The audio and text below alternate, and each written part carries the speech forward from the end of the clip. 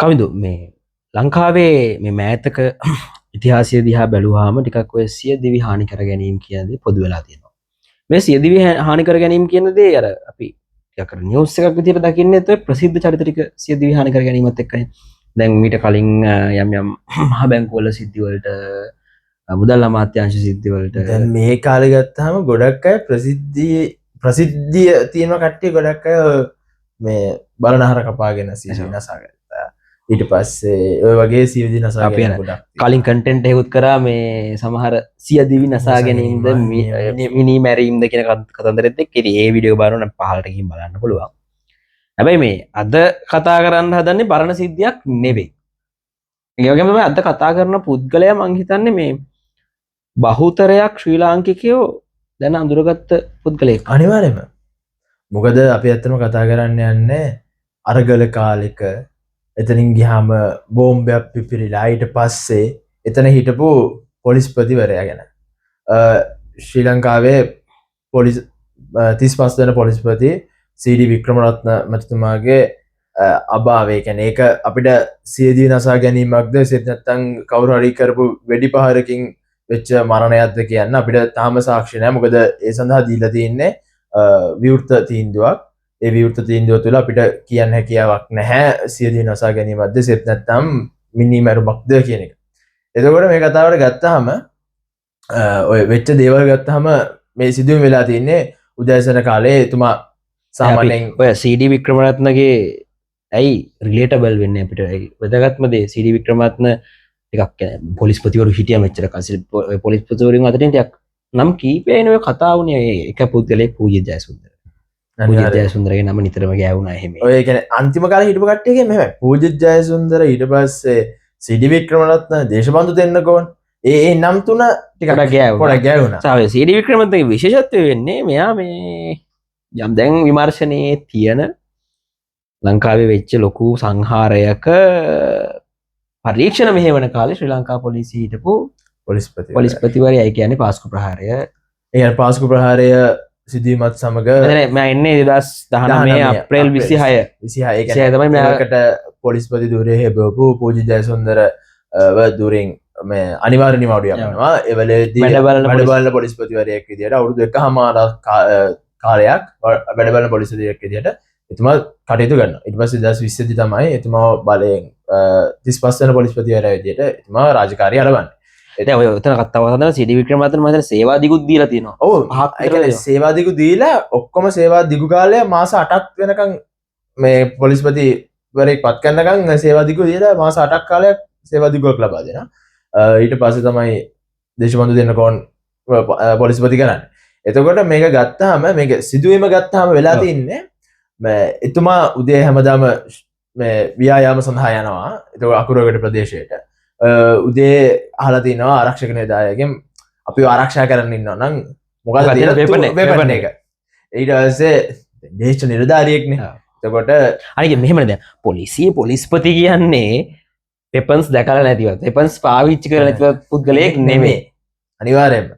ඒ කියන්නේ පොලිස්පති කිව්වම ලංකාවේ තියෙන ඕනම වෙපන් එකක් යූස් කරලා ඒ කියන්නේ ඒ අත්දැකීම තියෙනවා නේද? එතකොට නිලධාරියාගෙන් අහනවා මේ මොකද්ද පාවිච්චි කරන වෙපන් එක?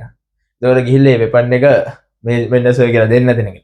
දේශ නිලධාරියෙක්නේ. ඒ ඉල්ලුවා කියලා කියනවා. ඉල්ලුවා කියලා කියනවා. මේ එතකොට දීලා තියෙනවා. ඊට පස්සේ ඒක ඊට පස්සේ ආපහු කියලා දෙනවා ඒ නිලධාරියාට මගේ වතුර එක ගේන්න. ඒ අතරතුරේදී තමයි මේ ශබ්දයක් ඇහිලා තියෙන්නේ. ඒක මිස්ෆයර් එකක් කියන්න අද අපි දන්නේ නැහැ. ඒ කියන්නේ මෙහෙම ඕක ඒක කන්ට්‍රෝවර්ෂල්. යම් පිරිසක් කියනවා මේක සියදිවි හානි කර ගැනීමක්. යම් කිසි පිරිසක් කතා කරනවා මේක කියන්නේ මිස්ෆයර් වැරදිම සිදු වෙච්ච දෙයක් කියලා. හරි. අපි ওই කතන්දර දෙක ගත්තාම මේ එහෙම කද සෝරි. කවිඳු අපේ මේ කතන්දරය ඇතුලේ තියෙන්නේ මේ එක ප්‍රස්තුතයක් නෙමේ සිද්ධිය තමයි CD වික්‍රමරත්නයන්ගේ මරණය. අපි දන්නේ මේක සියදිවි හානි කරමක්ද ඒ කියන කතන්දරය අපි දන්නේ ඝාතනයක්ද අපි දන්නේ. එතකොට මේක ඇතුළේ අපිට ඒරියස් දෙකක් යටතේ අපිට බලන්න පුළුවන්. එකක් තමයි අපේ ලංකාවේ මාධ්‍ය සදාචාරය ගැන කතා කරනවා. අනිවාර්යයෙන්ම. ඊට පස්සේ අනිත් පැත්තෙන් ඒක කන්ට්‍රෝවර්ෂල් පැත්ත කතා කරන්න පුළුවන්. ඊට කලින් මම මාධ්‍ය සදාචාරය ගැන මෙතන කතා කරන්න ඕනේ. මොකද මිය ගිහිල්ලා එතුමා හොස්පිටල් ඇඩ්මිට් කරලා හොස්පිටල් ඒ කියන්නේ හොස්පිටල් ඇඩ්මිට් කරන කලින් එතුමා මිය යනවා. එතකොට මුල් ඒරියා රෝහලට තමයි ඒතකොට මාධ්‍ය තීරණය කළේ ඉවරයි මේක සියදිවි නසා ගැනීමක් කියලා. එතකොට මම දකින විදිහට මේ මන පරීක්ෂකවරු කවුරුත් ඕනේ නැහැ. මාධ්‍ය තීරණය කරන මේක සියදිවි නසා ගැනීමක්. ඕකේ ඉවරයි. ඒ කියන්නේ ඒක සෝෂල් මීඩියා තුල අතිශය වෛරල් ගියා හැමදේම. ඒ කියන්නේ හැමතැනම කිව්වේ සියදිවි නසා ගැනීමක්. ඒකට කතාවකුත් අර බැක්ග්‍රවුන්ඩ් ස්ටෝරි එකකුත් හැදුවා. පුතාගේ ප්‍රශ්නයක් හින්දා මෙහෙම හිට ඇවුලකින් ඉඳලා තියෙනවා. එම නිසා මේ දේ සිදු කරගත්තාය කියලා. ඒ කොච්චර හිත නෑ. මේ හිතන්න මේ හරි. පුතාගේ ප්‍රශ්නයක් තිබුණා වෙන්න පුළුවන්. හැබැයි ඇත්තටම සියදිවි හානි කර ගැනීමක් නෙමෙයි නම් මේ පුතාට කරන ඩැමේජ් එක. කියන්නේ මිය ගිය පුද්ගලයා මිය ගින් අවසන්. ජීවත් වෙන පුද්ගලයින්ට චරිතය ඝාතනය මං හිතන්නේ ඒක අතිශය වෙන්න බෑ. ඒ කියන්නේ මොකද හේතුව තමන්ගේ තාත්තා මැරෙන්නේ සියදිවි නසා ගන්නේ මගේ ඒ කියන්නේ මම මගේ තාත්තා මෙහෙම මේ වෙනවා නම් මං හින්දා නම් ඒක වෙන්නේ. ඒ පුතා කොච්චර විඳවනවද?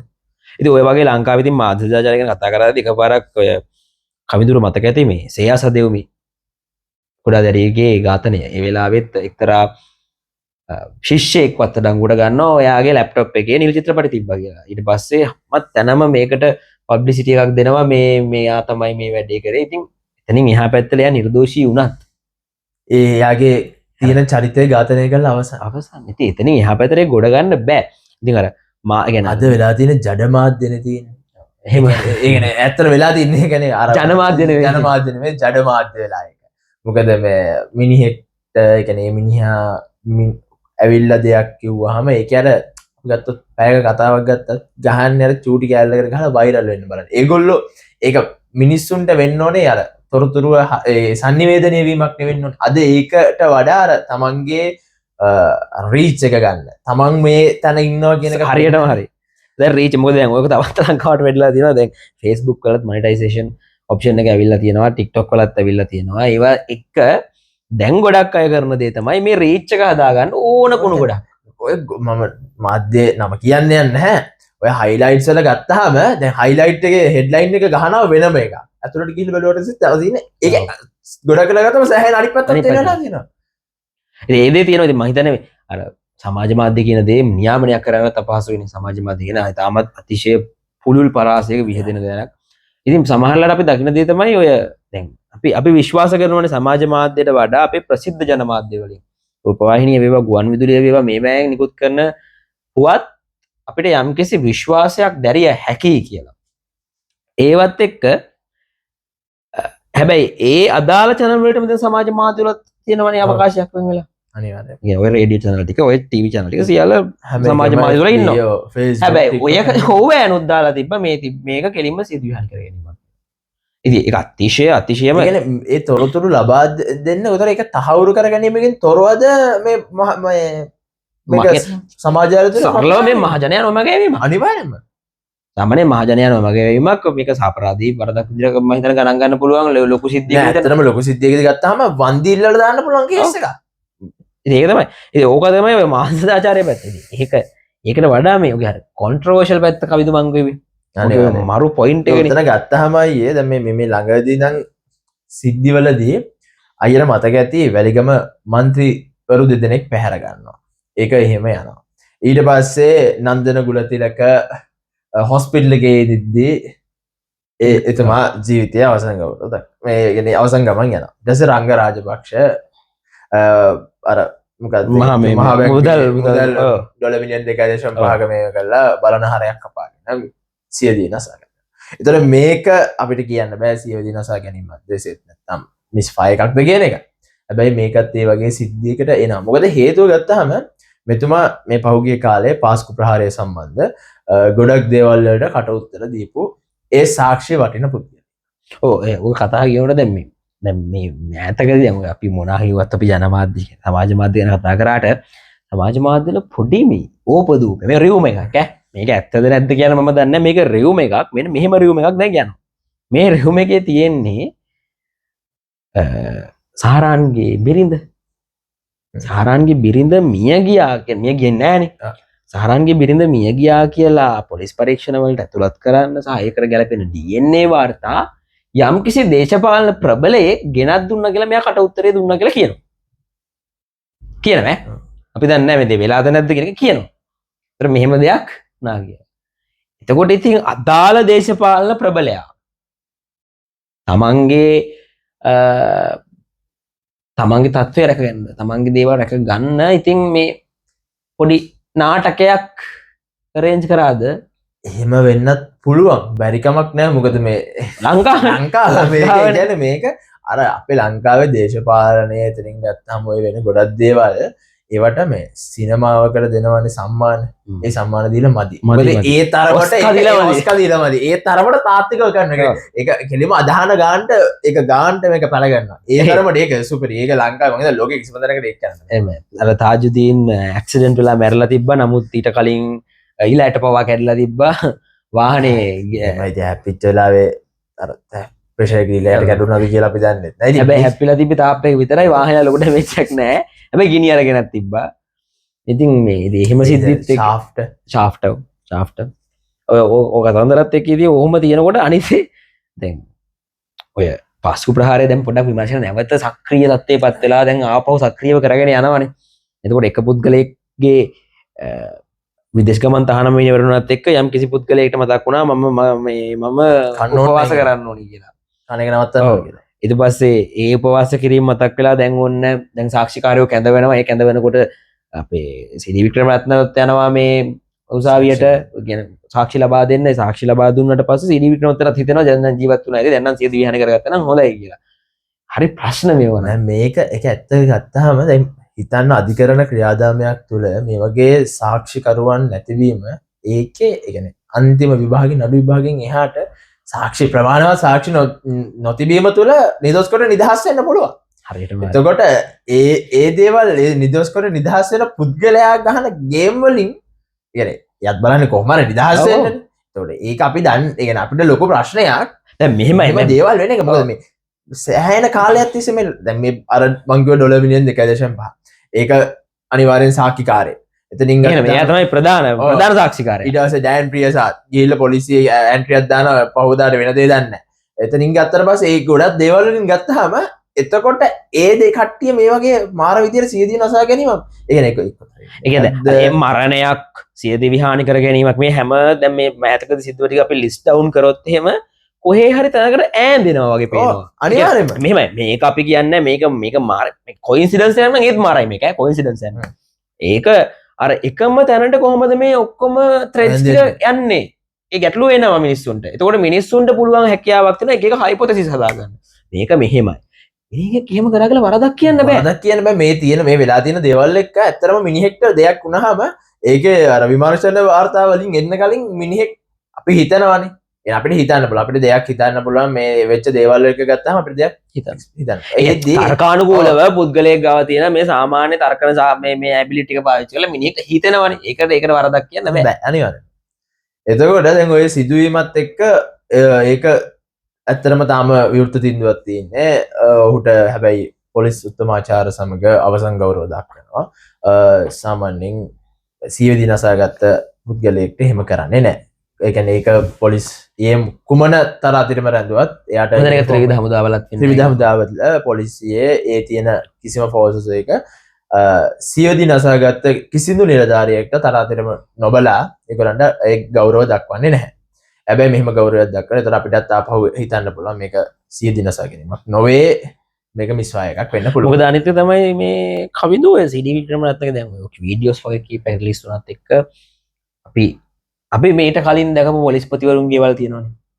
අනිවාර්යයෙන් හිටපු පොලිස්පතිවරුන් ගෙවල්. ඒ දේවල් සහ CD වික්‍රමරත්නගේ ගෙදර දිහා බැලුවාම අපේ ලංකාවෙම හිටපු පොලිස්පති කෙනෙක්ද කියලා හිතෙන තත්ත්වෙට එනවා අනිවාර්යයෙන්. ඔව්.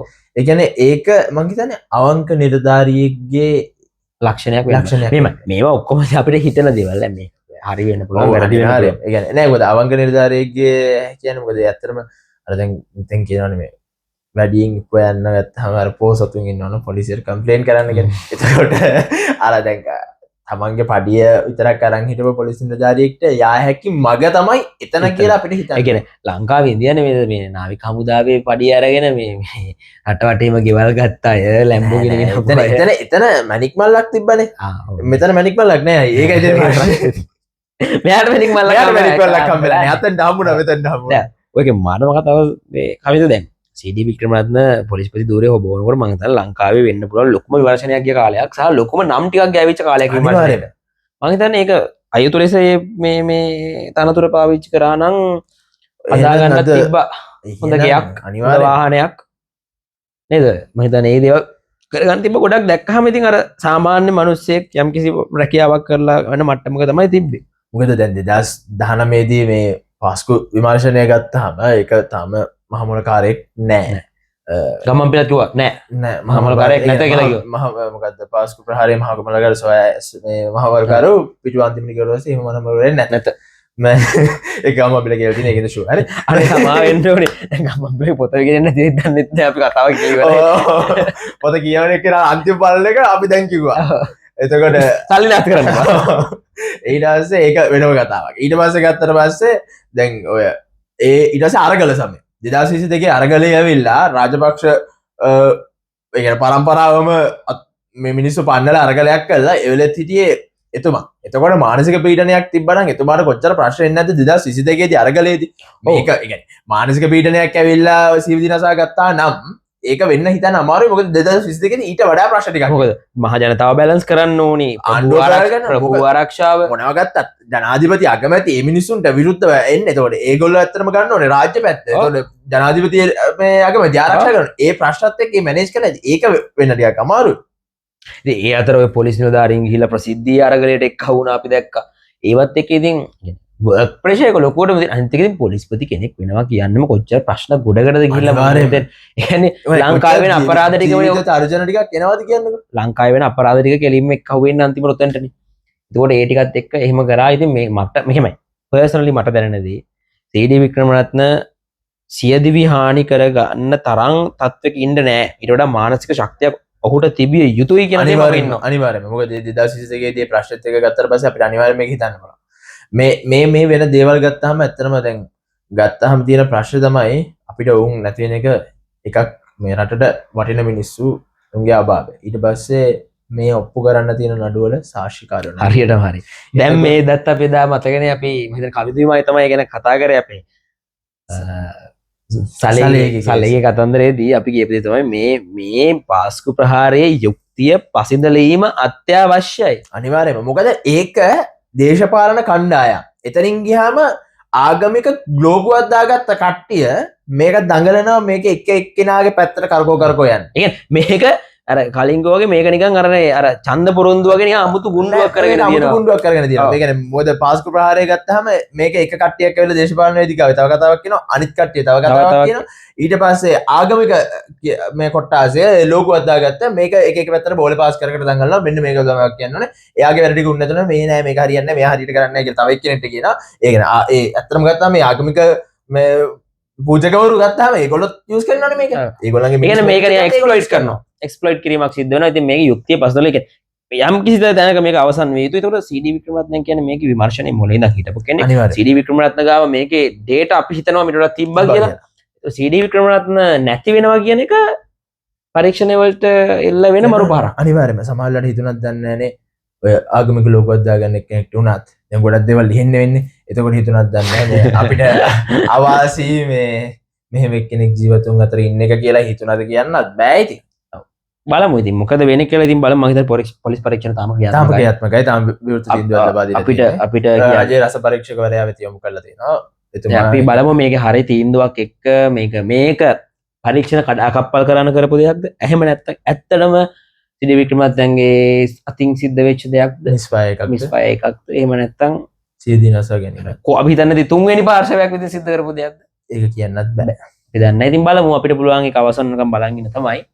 ඉතින් අදට අපි ගිහින් එමු අනිවාර්යයෙන් ඔය මතක් කිරීම කීපයක් කරන්න තියෙනවා අපේ channel එක subscribe කරන්න ඒ වගේම අපේ social media pages ටික දැන් තියෙනවා Facebook TikTok යනවා ඔයගලන්ට කතා කරන්න ඕනි කියලා දේ හිතන දේවල් අපිට කමෙන්ට් එකක් දාන්න අපි කතා කරනවා අපි හැම වෙලාවම අපි දැන් දන්න දේ ඔයගලන්ට කියනවා ඔයගොල්ලෝගේ මොනවද දන්න දෙයක් තියෙනවා අපිට කියන්න ඒ කියන්නේ මේ content එකේ මොන හරි තියෙනවා නම් ඔයාලගේ අදහස ඒ කියන්නේ අපිට වඩා දෙයක් දන්නවා නම් අපිට කියන්න අපි අදහස් ඒ කියන්නේ යෝජනා චෝදනා ඕනේ එකට අපි බාර ගන්නවා එහෙනම් අදට කියලා එන්න හැමෝටම ජය වේවා ජය වේවා